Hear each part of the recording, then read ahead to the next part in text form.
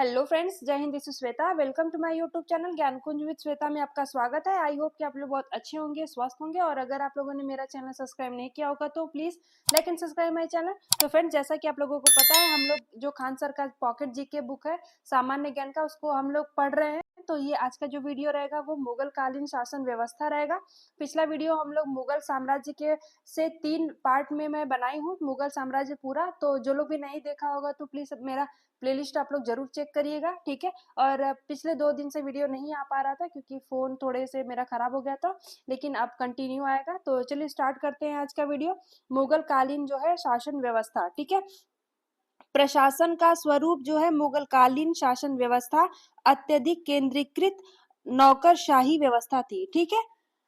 Next point में क्या है कि मंत्री परिषद को विजारत कहा जाता था और बाबर के शासनकाल में वजीर पद काफी महत्वपूर्ण था, परंतु कालांतर में यह पद महत्वहीन हो गया, ठीक है। कालांतर में यह पद महत्वहीन हो गया। वजीर राज्य का प्रधानमंत्री होता था। अकबर के समय प्रधानमंत्री को वकील और वित्त मंत्री को वजीर कहते थे। उस टाइम में जब अकबर का शासन था, उस टाइम में प्रधानमंत्री को क्या कहते थे? वकील कहा जाता था। और वित्त मंत्री जो होते थे उस टाइम में वित्त मंत्री को वजीर कहते थे, ठीक है। बाबर के वजीर और वकील मेहंदी ख्वाजा और हुमायूं के वजीर और वकील निजामुद्दीन अहमद व हिंदू बेग अकबर के वजीर और वकील बैरम खां थे, ठीक है। उस टाइम में किसके क्या थे वो देखिए दिया गया है। ये ज्यादा इंपॉर्टेंट है कि अकबर के वजीर और वकील कौन थे? तो बैरम खान थे, ठीक है। जहांगीर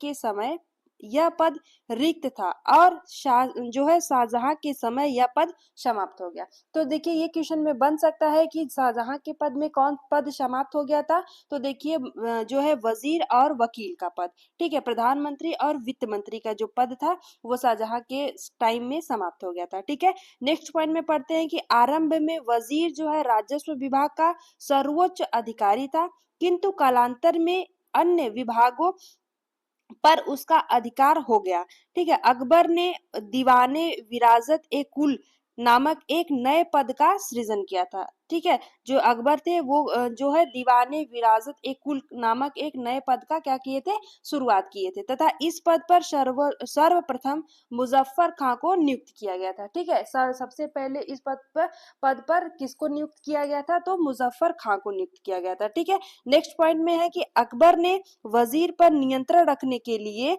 दीवानों की नियुक्ति की थी। दीवान ए खालसा खालसा भूमि का प्रबंधक, ठीक है।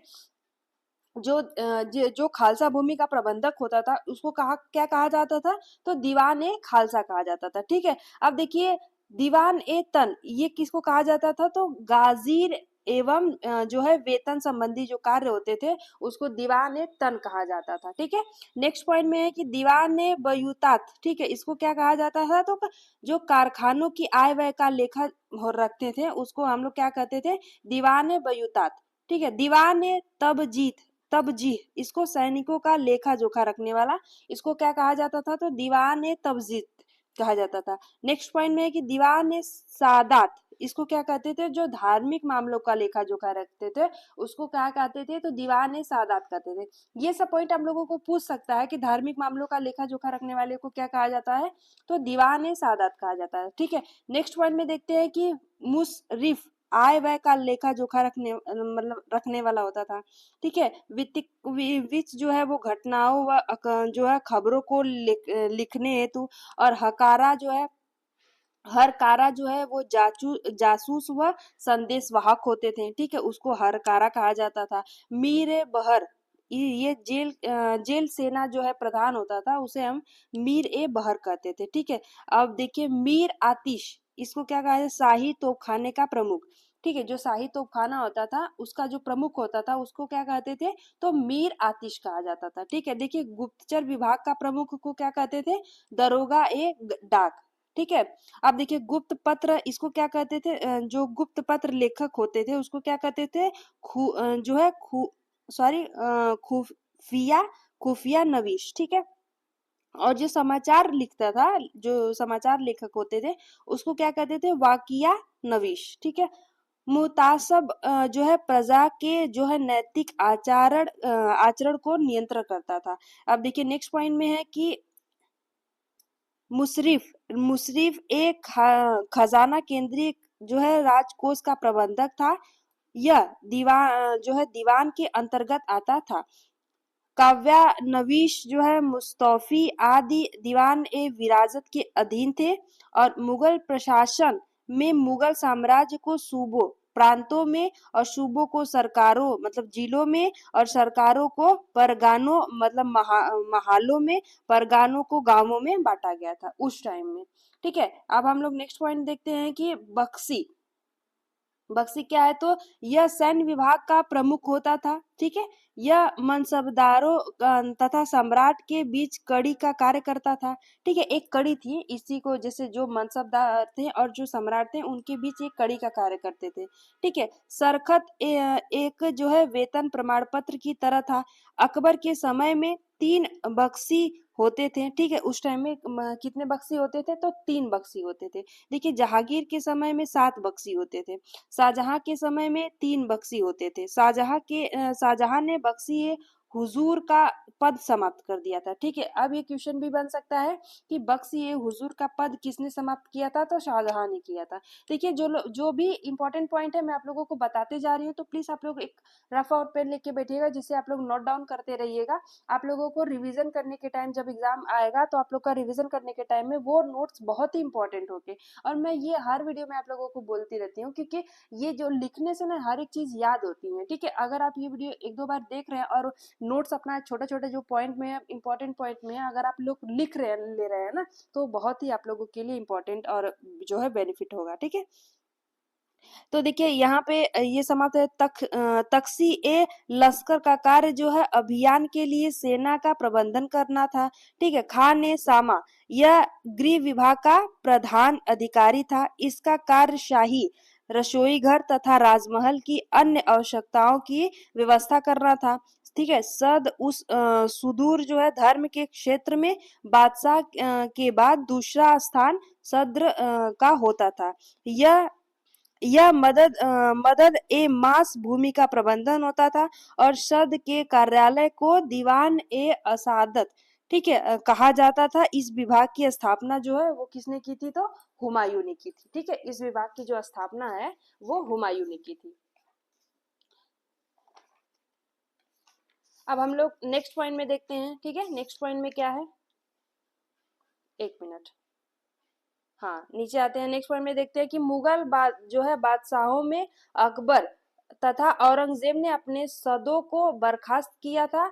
अकबर ने अब्दुल नबी को हटाकर इसकी जगह सुल्तान ख्वाजा को सद्र नियुक्त किया। ठीक है, किसको हटा दिया था, तो अब्दुल नबी को हटा दिया था और उसके जगह पे सुल्तान ख्वाजा को सद्र नियुक्त किया। ठीक है, जहांगीर के सद्र मीराने सद्र जहां तथा मुसाबी खां शाहजहां के सद्र जो है वो जलाल बुखारी तथा जो है वो सैयद हिमायुद्दौला थे। ठीक है, और मुगल काल के प्रमुख अधिकारी एवं कार्य देखिए, सूबेदार जो है वो प्रांतों में शांति स्थापित करना, और दीवान जो है वो प्रांतीय राजस्व प्रधान थे, और बख्शी जो है वो प्रांतीय सैन्य प्रधान थे, और कोतवाल देखिए वो कानून व्यवस्था बनाए रखना और नगर पुलिस अधिकारी थे, और सदर धार्मिक तथा धर्मार्थ के लिए किए जाने वाले कार्यों के जो है मंत्री फौजदार और सैनिक जो है वेतनाधिकारी थे। ठीक है, अब आप देखिए, ये देखिए व्यवस्था लागू हो गई। यहाँ से कौन सा व्यवस्था की,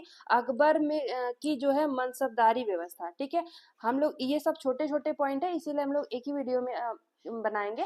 अगर जो बड़ा पॉइंट रहता है, बड़ा टॉपिक रहता है, उसको हम लोग थोड़ा 2 वीडियो में ऐसे जितना हो सके मैं कर देती हूँ, क्योंकि बहुत ज्यादा लंबी वीडियो भी आप लोग बोर हो जाओगे देखते हुए, इसीलिए मैं ऐसा करती हूँ। तो इसमें हम लोग मुगल कालीन जो है शासन व्यवस्था वो समाप्त हो गया। अब हम लोग नेक्स्ट पॉइंट पढ़ेंगे, अकबर की मनसबदारी व्यवस्था। ठीक है, अब हम लोग इसके बारे में देखते हैं कि इसमें कौन कौन सा क्या क्या व्यवस्थाएं हैं। देखिए जो है मनसबदारी व्यवस्था मुगल काल में प्रचलित एक प्रशासनिक प्रणाली थी। ठीक है, उस टाइम में प्रचलित एक क्या जो है प्रशासनिक जो है वो प्रणाली थी।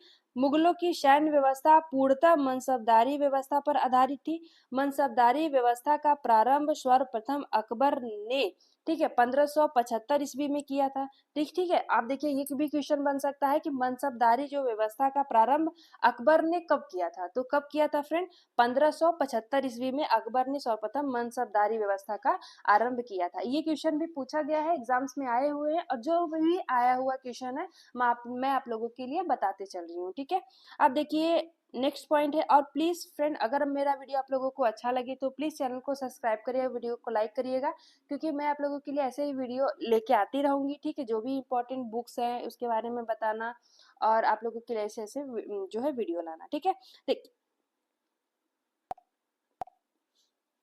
मनसब मूलतः अरबी शब्द है और जिसका अर्थ पद या रैंक होता है। ठीक है, मनसब 2 अंकों का होता था, जिसमें पहला अंक मनसबदार के जात तथा दूसरा अंक जो है मनसबदार के सवार पद को प्रदर्शित करता था। ठीक है, जात से जो है व्यक्ति के वेतन एवं प्रतिष्ठा का ज्ञान होता था, जबकि सवार पद से जो घुड़सवार दोस्तों की संख्या का ज्ञान होता था। ठीक है, अब हम लोग नेक्स्ट पॉइंट में देखते हैं कि मनसबदारों की श्रेणियां एवं उनके नाम। ठीक है, उस टाइम में उनकी जो है श्रेणियां और उनके नाम क्या क्या थे। देखिए 10 से 500 तक का मनसब जो है मनसबदार, 500 से जो है 2500 तक का मनसब और उमरा, और 2500 से ऊपर का जो मनसब है अमीर ए आजम।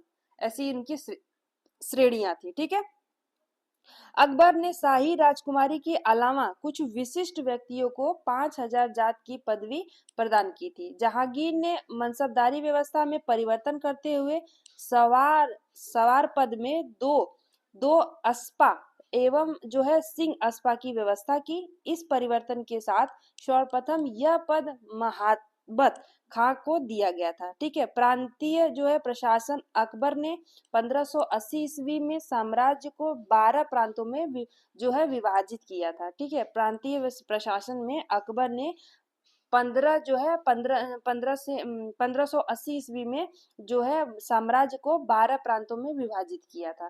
ठीक है, अकबर ने किया था किसको? प्रांतीय प्रशासन को।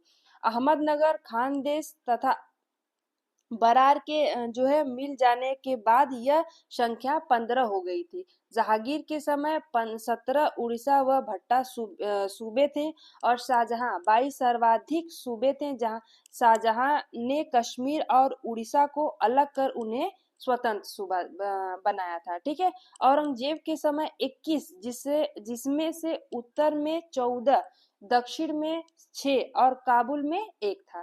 ठीक है, आप देखिए जो है सालार, ठीक है, सूबेदार प्रांत में जो है बादशाह का प्रतिनिधि होता था, और सिपहा सालार फौजदारी मुकदमों का निर्णय भी करता था, परंतु उसे मृत्यु दंड देने का अधिकार नहीं था। अकबर ने गुजरात के सूबेदार टोडरमल को राजपूत सरदारों से संधि करने और उन्हें मनसब प्रदान करने का अधिकार दिया था। अन्य जो है किसी सूबेदार को यह अधिकार नहीं प्राप्त था। प्रत्येक प्रांत के जो है मुख्यालय में एक कोतवाल होता था। इसकी नियुक्ति मीर आतिश की सिफारिश पर केंद्र द्वारा होती थी। साम्राज्य प्रांत जो है वो सरकार, जिला, परगना, नगर और ग्राम सरकार अथवा जिला प्रशासन सरकार का प्रमुख अधिकार फौजदार होता था, और यह सूबेदार के प्रतिनिधि के तौर पर काम करता था। ठीक है, सरकार में राजस्व का प्रमुख अधिकारी कौन था? तो अमल गुजार होता था। ठीक है, जो राजस्व का प्रमुख अधिकारी होता था। इसके जो कार्य क्या थे?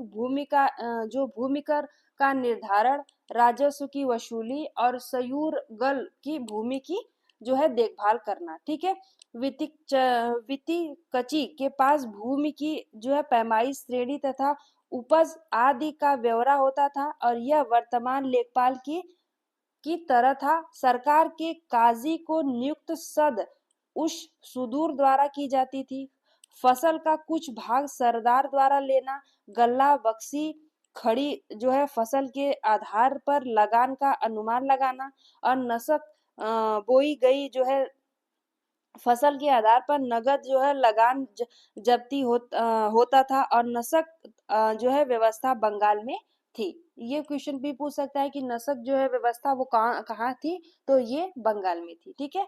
परगना परगना जो है, परगने का जो प्रमुख अधिकारी सिकदार होता था, और यह फौजदार के अधीन होता था।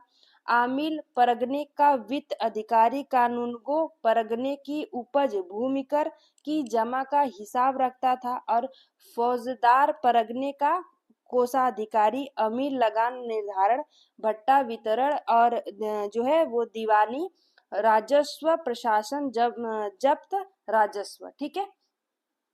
शाहजहां ने परगना और सरकार के बीच एक इकाई का निर्माण किया, जिसे चकला कहा जाता था। मुगल काल में गांव को मावदा या फिर डीह कहा जाता था। देखिए उस टाइम में मुगल काल में गांव को क्या कहा जाता था, मावदा या फिर डीह कहा जाता था। ठीक है। देखिए ग्राम स्तर के अधिकारी कौन होते थे, तो मुकदमा जो है भूमि कर वसूली में सहायता, और पटवारी भूमि का ब्यौरा, मुकदमा को 2.5% दस्तूरी और कमीशन तथा पटवारी 1% और दस्तरी मिलती थी। और मुगल काल में कारखानों को की जो है देखभाल के लिए एक अलग विभाग था, जिसे मीर ए सामा कहा जाता था। ठीक है। उस काल में जो है कारखानों की देखभाल के लिए एक अलग ही विभाग थी, जिसे क्या कहा जाता था, मीर ए शामा कहा जाता था। ठीक है। तहसीलदार कारखानों से संबंधित अधिकारी होते थे। दीवान ए बयूतात कारखानों की वित्तीय आवश्यकता की पूर्ति करता था, और शाहजहां ने कश्मीर तथा लाहौर में ऊनी कालीन बनाने के कारखाने स्थापित किए थे। ठीक है। अब ये भी क्वेश्चन पूछ सकता है कि कश्मीर में ऊनी और कालीन बनाने की जो है कारखाने किसने स्थापित किए थे कश्मीर में, तो शाहजहां ने किया था। ठीक है। अब आपका 11 अकबर की जो है मनसबदारी व्यवस्था है ये समाप्त हो गई। अब हम लोग देखते हैं मुगल काल जो है मुगल काली स्थापत्य कला। ठीक है। उस काल में जो है मुगल कालीन काल में जो है वो स्थापत्य कला क्या थी, कैसे क्या था, तो हम लोग इसके बारे में देखते हैं। आज एक ही वीडियो में हम लोग 3 पॉइंट अपना क्लियर कर देंगे, क्योंकि छोटे छोटे पॉइंट है, और फिर हम लोग दूसरे पॉइंट में दूसरा मराठा साम्राज्य आगे हम लोग उसको पढ़ेंगे। ठीक है। इस वीडियो में हम लोग मुगल कालीन व्यवस्था जो है मुगल कालीन स्थापत्य कला और अकबर की जो मनसबदारी व्यवस्था ये समाप्त हो गया, और अभी उसके पहले हम लोग 11 पॉइंट में पढ़े थे मुगल कालीन शासन व्यवस्था। ठीक है। और प्लीज आप लोग लास्ट तक जरूर बने रहिएगा, और प्लीज अब अगर मेरा वीडियो आप लोगों को अच्छा लगे तो प्लीज चैनल को सब्सक्राइब करिएगा, वीडियोस को लाइक करिएगा, अपने फ्रेंड सर्कल में जरूर सेंड करिएगा अपने ग्रुप में। तो आइए हम लोग पढ़ते हैं मुगल कालीन स्थापत्य कला। बाबर ने पानीपत की काबुली बाग की मस्जिद रुहेलखंड में जो है संभल की जो है जामी मस्जिद तथा अयोध्या में मस्जिद का निर्माण करवाया। देखिए अयोध्या में जो है जिस मंदिर पे विवाद चल रहा था उसका जो है निर्माण किसने करवाया था, तो बाबर ने करवाया था। बाबर ने नूर अफगान या फिर आराम बाग नामक बाग का भी निर्माण करवाया था। तो ये भी क्वेश्चन आता है कि आराम बाग का निर्माण किसने करवाया था, तो बाबर ने करवाया था। ठीक है। अब देखिए नेक्स्ट पॉइंट में कि हुमायूं ने 1533 ईस्वी में दिल्ली में दीन पनाह नामक महल का निर्माण कराया। देखिए सारे ही पॉइंट इंपॉर्टेंट है, ये सब आप लोग जरूर याद रखिएगा। सारे ही पॉइंट ये सब पूछे जाते हैं कि जो है दिल्ली में दीन पनाह नामक महल का निर्माण किसने करवाया था, तो हुमायूं ने करवाया था। हुमायूं ने हिसार जिले के फतेहाबाद में मस्जिद का निर्माण करवाया। ठीक है। हिसार जिले में फतेहाबाद में मस्जिद का निर्माण करा था। नेक्स्ट पॉइंट है कि शेरशाह सूरी ने दीन पना के स्थान पर पुराने किले का निर्माण करवाया, और शेरशाह सूरी ने दिल्ली के पुराने किले में किला कुहना नामक मस्जिद का निर्माण कराया। बिहार के सासाराम में शेरशाह सूरी का मकबरा और झील के बीच में एक ऊंची चबूतरे का निर्मित हुआ था। ठीक है। उस टाइम में। ये सब किसने करवाया था? शेरशाह सूरी ने करवाया था। देखिए दिल्ली में पुराने किले किला कुहना ये शेरशाह सूरी ने करवाया था, मस्जिद बना था। पुराने किले का निर्माण दीनपना के स्थान पर पुराने किले का निर्माण शेरशाह सूरी ने करवाया था। सासाराम में शेरशाह सूरी का मकबरा है और झीलों के बीच में एक ऊंचे चबूतरे का निर्मित है। ठीक है, अब हम लोग नेक्स्ट पॉइंट में देखते हैं कि अकबर हुमायूं के मकबरे का निर्माण जो है अकबर की सौतेली माँ हाजी बेगम ने फारसी वास्तुकार मिर्जा ग्यास की देख रेख में करवाया। ठीक है, चार बाग पद्धति का प्रयोग, दोहरे गुंबद वाला भारत का पहला मकबरा, ताजमहल का पूर्वगामी अकबर ने, ठीक है, अकबर ने करवाया था। और जो है 1569 उनहत्तर ईस्वी में फतेहपुर सीकरी की नींव शेख सलीम चिश्ती के सम्मान में रखी गई थी। ठीक है, और 1571 ईस्वी में फतेहपुर सीकरी को राजधानी बनाया गया था। फतेहपुर सीकरी को राजधानी कब बनाया गया था? तो ये पॉइंट आप लोग नोट कर लीजिएगा, कब बनाया गया था? तो 1571 में बनाया गया था। ठीक है, अब नेक्स्ट पॉइंट में है कि अकबर ने 1573 ईस्वी में फतेहपुर सीकरी में गुजरात विजय के जो है उपलक्ष्य में बुलंद दरवाजा का निर्माण करवाए थे। ठीक है, ये किसके उपलक्ष्य में करवाए थे? तो गुजरात विजय के उपलक्ष्य में बुलंद दरवाजा का निर्माण किसने करवाया था? तो अकबर ने करवाया था। और ये कब करवाया गया था? तो फतेहपुर सीकरी में अकबर ने 1573 ईस्वी में करवाया था।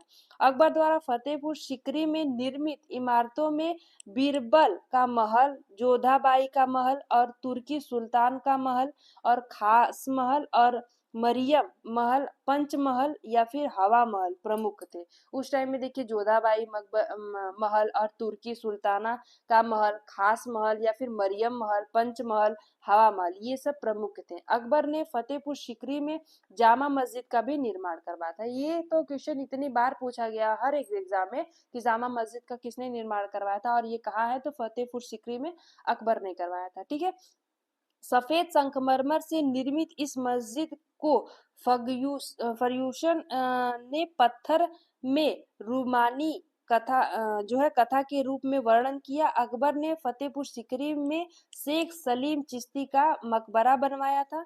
ठीक है, कहाँ पे बनवाया था? तो फतेहपुर सीकरी में बनवाया था। ठीक है, और अकबर ने 1585 ईस्वी में फतेहपुर सीकरी के स्थान पर लाहौर की राजधानी बनाया और लाहौर के किले का निर्माण करवाया। ठीक है, अकबर ने आगरा का किला जो है वो 1583 ईस्वी में इलाहाबाद का किला बनवाया था। ये सब सारे ही पॉइंट इंपॉर्टेंट है, आप लोगों को ये सब चीजें याद होनी चाहिए। ठीक है, मैं बार बार ये बात कह रही हूँ। नेक्स्ट पॉइंट है कि ताजमहल को संगमरमर में स्वप्न और अकबर द्वारा निर्मित पिरामिड आकार के बने पंचमहल फतेहपुर सीकरी में को हवा महल तथा पत्थर के स्वप्न कहते हैं। और जहांगीर देखिए, जहांगीर के शासनकाल में सिकंदरा में अकबर के मकबरे का निर्माण किया गया था। तो अकबर के मकबरे का निर्माण कहाँ किया गया था? तो सिकंदरा में किया गया था। ठीक है, गुम्बद विहीन था। ठीक है, नूरजहां ने अपने पिता एतमादुद्दौला का मकबरा अकबर जो है आगरा में बनवाया। सफेद संगमरमर से निर्मित इस जो है मकबरे में जो है पित्रादुरा फूलों वाली आकृतियों की कीमती पत्थरों एवं बहुमूल्य जो है रत्नों का जो है जड़ावट में का प्रयोग किया गया था। ठीक है, जो रत्न है और जवाहरत है उसमें जोड़ा गया था। ठीक है, नग की जैसा लगाया गया था।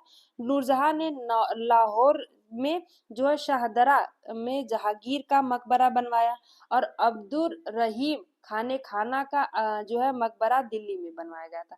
जिसका जिसका मकबरा जब जब बना है वो सब चीजें यहाँ पे नोट किए गए। देखिए शाहजहां वास्तु जो है कार राजा का जो है काल वास्तुकला का स्वर्ण काल कहा जाता था। ठीक है, उस टाइम का वास्तुकला का स्वर्ण काल शाहजहां के काल को कहा जाता था। और शाहजहां ने अकबर जो है आगरा में यमुना नदी के दाहिने किनारे पत्नी मुमताज की याद में ताजमहल तथा आगरा के किले में दीवान आम, दीवान खास और मोती मस्जिद का निर्माण करवाया था। तो मोती मस्जिद, दीवाने आम, दीवाने खास, ये सब आगरा के किले, आगरा में कौन करवाया था? ताजमहल का निर्माण तो शाहजहां ने करवाया था, ठीक है। और शाहजहां के टाइम को ही वास्तुकला का स्वर्णकाल भी कहा जाता था, ये भी इंपॉर्टेंट पॉइंट है, ठीक। अब हम लोग देखते हैं आगे कि आगरा के किले में निर्मित दीवाने आम में तख्ते जो है हाउस या फिर मयूर सिंहासन रखा गया।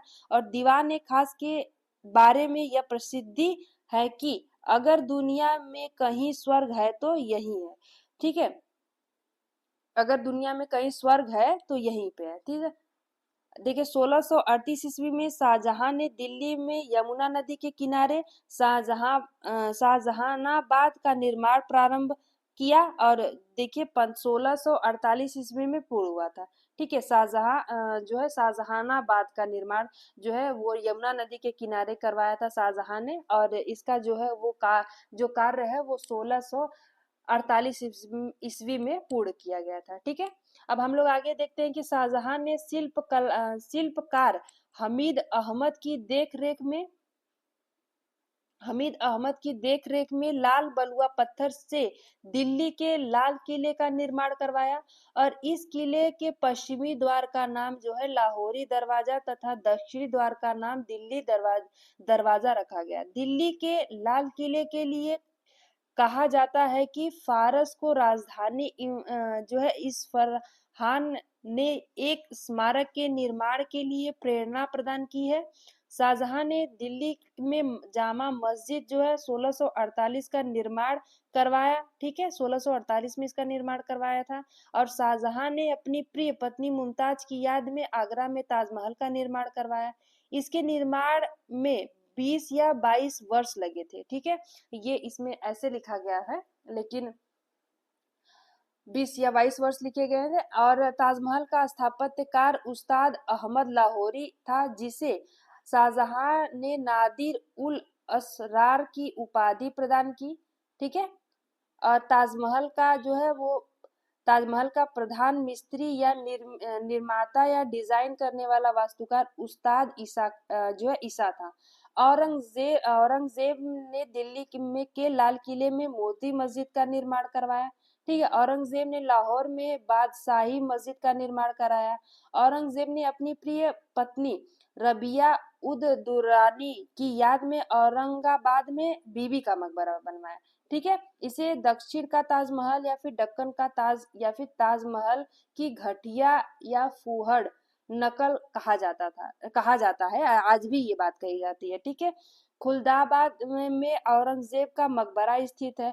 और नौबत खाना एक लाल बलुआ पत्थर पर बनी एक मुगल कालीन संरचना है, जिसे नगाड़ा घर भी कहते हैं, ठीक है। अकबर के जो है राजकवि मुल्ला मुजाली मशदी, जहांगीर के राजकवि जो है तालिब अमूली, और शाहजहां के राजकवि है कादिसी व अबू तालिब जो है कलीम थे, ठीक है। ये आपके जो है इम्पोर्टेंट पॉइंट है, ये सब आपके सारे इम्पोर्टेंट है, आप लोग प्लीज इसको नोट डाउन कर लीजिएगा और आप लोग याद कर लीजिएगा, ठीक है। और अगर आप लोगों को मेरा वीडियो अच्छा लगे तो प्लीज चैनल को सब्सक्राइब करिएगा, वीडियोस को लाइक करिएगा। ये वीडियो यहीं पे समाप्त होता है, आगे हम लोग मुगल साम्राज्य के बारे में पढ़ेंगे, ठीक है। तब तक के लिए thank you so much friend, और स्टडी करते रहिए, अपना ध्यान रखिए, और please like and subscribe and share. Thank you so much, जय हिंद।